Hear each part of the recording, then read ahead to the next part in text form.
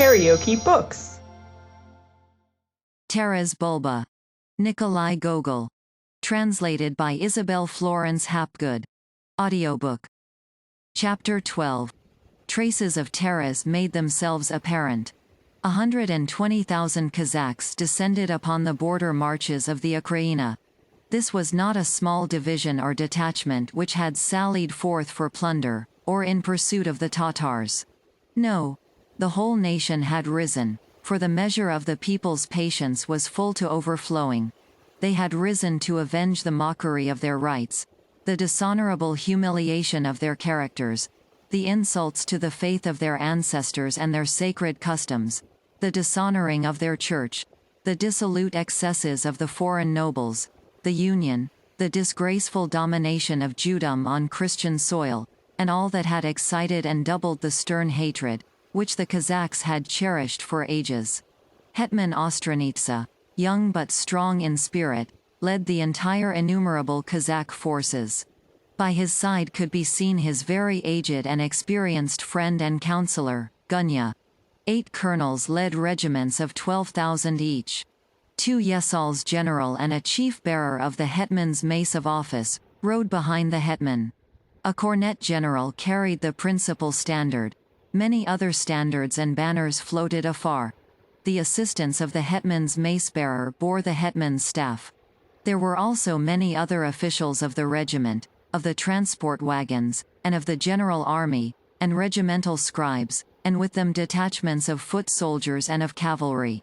There were almost as many free Kazakhs and volunteers as there were registered Kazakhs. The Kazakhs had risen up everywhere, in Chigirin, from Pereyaslav, from Baturin, from Glukov, from the regions of the lower Dnieper, from the whole of its upper course and from the islands. Innumerable horses, and countless camps of carts stretched across the plain. And among all these Kazakhs, among all those 8 regiments, one regiment was the flower of them all, and it was led by Taras Bulba. Everything contributed to give him weight over the others: his advanced years, his experience and skill in directing his troops, and his hatred of the foe, which surpassed that of all the rest. His grey head dreamed of nothing but fire and the halter, and his utterances in the councils of war breathed nothing short of annihilation.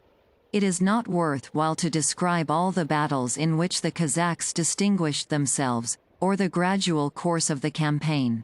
All that is set down in the chronicles of old. Everyone knows what an army raised on Russian soil for the faith is like. There is no power stronger than faith. It is menacing and invincible as a rock not made by human hands, amid the stormy, ever-changing sea. From the very heart of the depths of the sea it lifts its impregnable walls to heaven, all built of a single, compact stone. It is visible from every side, and looks the waves straight in the eye as they roll past. And woe to the vessel which is dashed against it. The rigging flies into splinters, everything in it sinks and is crushed into dust, and the startled air reverberates with the cries of the drowning.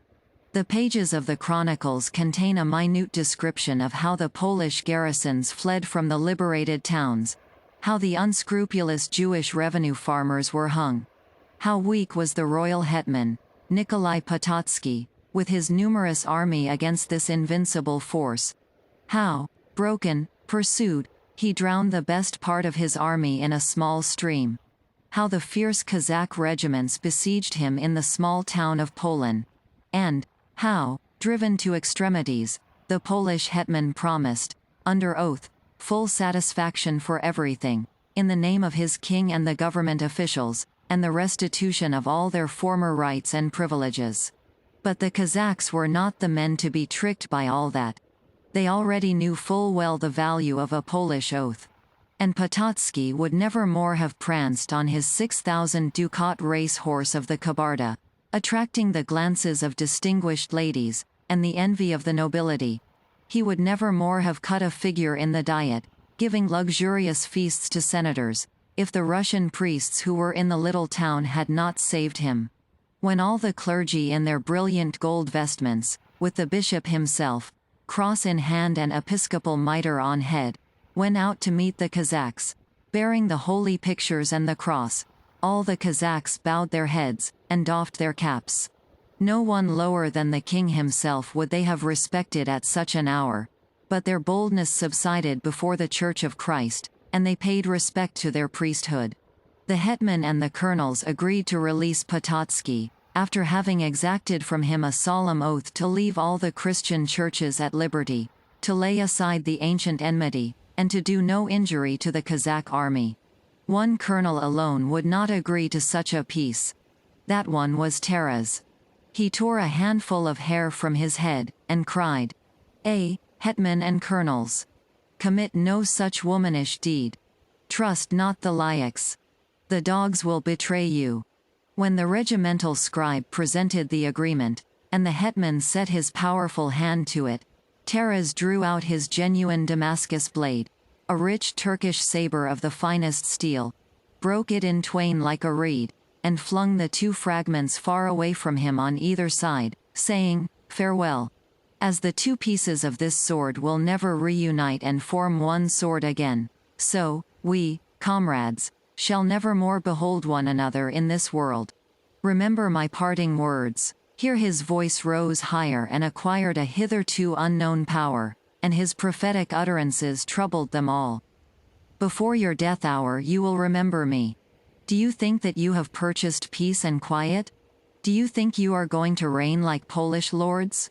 You will reign like Polish lords, but after quite another fashion. They will flay the skin from your head, hetman, they will stuff it with bran, and long will it be exhibited at all the fairs. And neither will you retain your heads, noble sirs. You will perish in damp dungeons, walled about with stone, if they do not boil you alive in kettles, as they boil sheep. And you, my men," he went on, turning to his followers, "which of you wants to die a proper death? Not through sorrows and womanish longing, nor drunk under a hedge alongside of the dramshop, but an honorable Kazakh death, all in one bed, like bride and groom?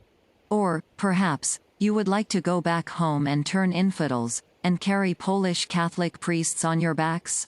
We'll follow you, Sir Colonel, we'll follow you," shouted his whole regiment, and many others joined them. "If you mean to follow me, then come on," said Taras, pulling his cap further down on his brows. And throwing a menacing glance at the others, he walked to his horse, and shouted to his men, "Let no one reproach us with any insulting speeches. Now, hey there, my lads.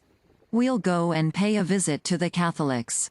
Thereupon he lashed his horse, and there followed him a camp of 100 carts, and with them many cavalry and foot soldiers. And, turning, he threatened with his glance all who remained behind, and wrath was in his eye. The regiment marched off in full view of the whole army, and Taras continued long to turn and glower. The hetman and the colonels were disquieted. All grew thoughtful and remained long silent, as though oppressed by some heavy foreboding.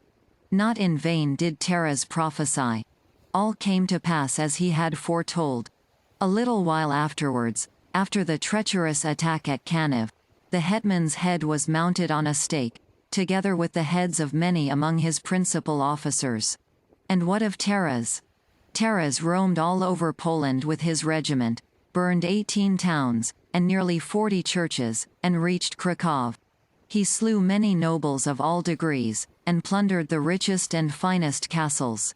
The Kazakhs opened and poured out on the ground the century-old meat and wine, carefully hoarded up in the noblemen's cellars. They cut and burned rich cloths, garments, and utensils, which they found in the storerooms. "Spare nothing," Taras kept repeating, "only that."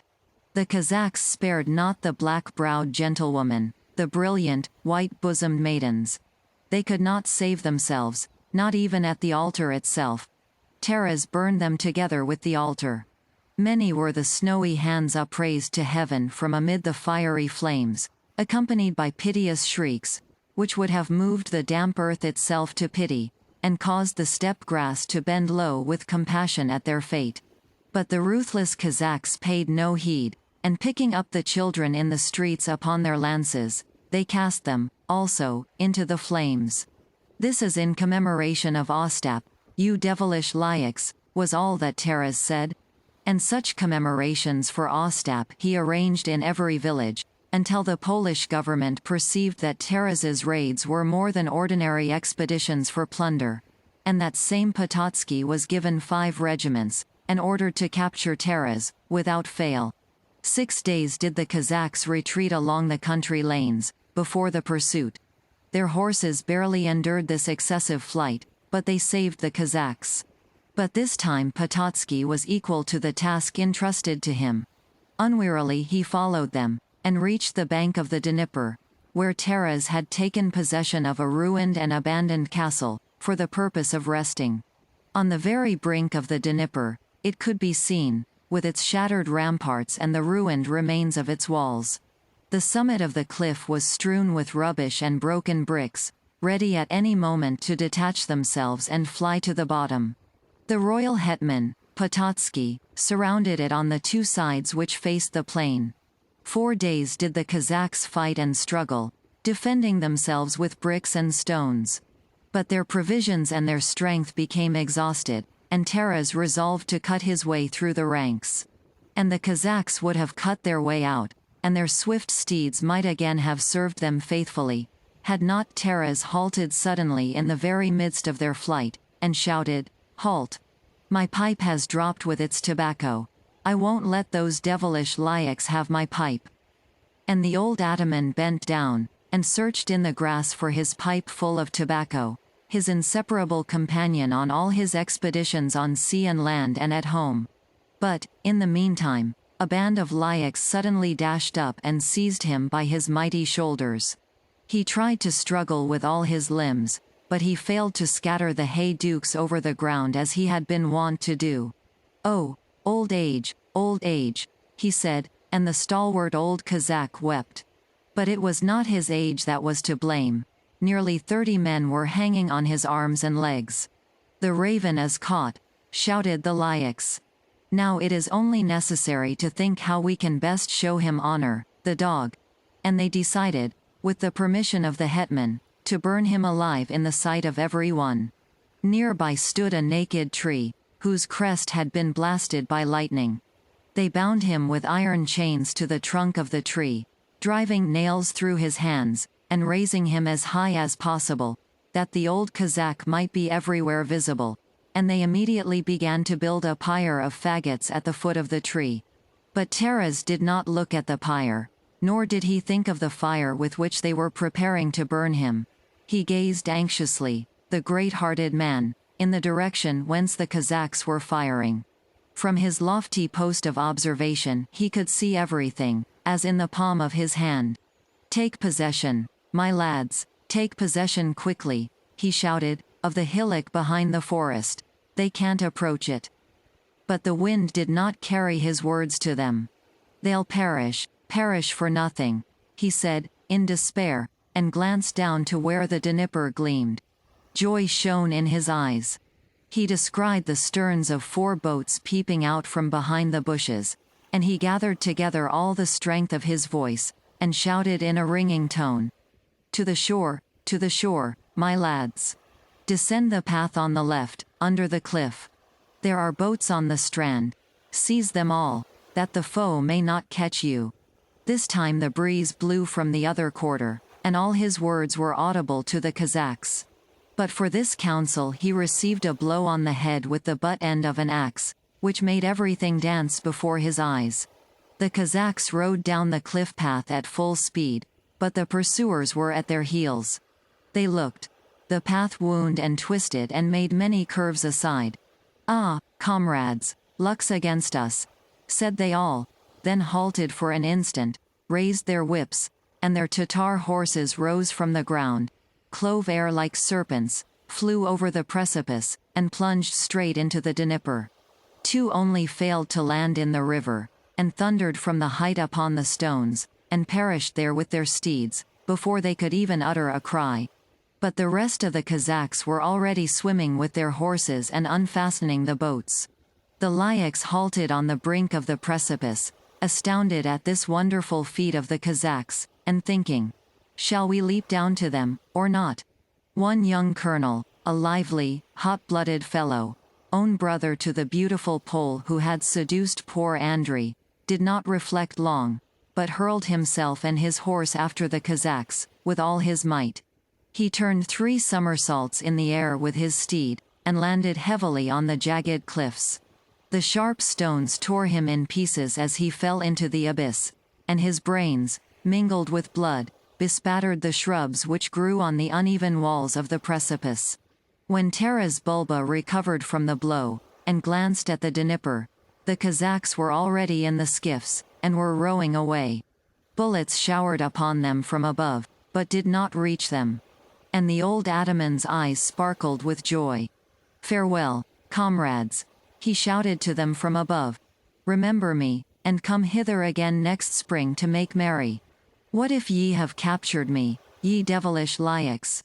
Think ye that there is anything in the world which the Cossack fears? Wait, the time will come when ye shall learn what the Orthodox Russian faith is like. Already the peoples, far and near, are beginning to understand it. A Tsar shall arise from the Russian soil, and there shall not be a power in the world which shall not submit itself to him." But the fire had already risen above the faggots. It was lapping his feet, and the flames spread to the tree. But can any fire, flames or power be found on earth capable of overpowering Russian strength? Not small as the river Dnieper, and in it are many deep pools, dense reed beds, shallows and little bays. Its watery mirror gleams brightly, resounding with the ringing plaint of the swan, and the proud wild goose glides swiftly over it. And many are the woodcocks, tawny-throated grouse, and various other sorts of birds to be found among the reeds and along its shores. The Cossacks floated swiftly on in the narrow, double-ruddered boats, rowed stoutly, carefully shunning the reefs, cleaving the ranks of the birds, which rose on the wing, and talked of their ataman. KaraokeBooks.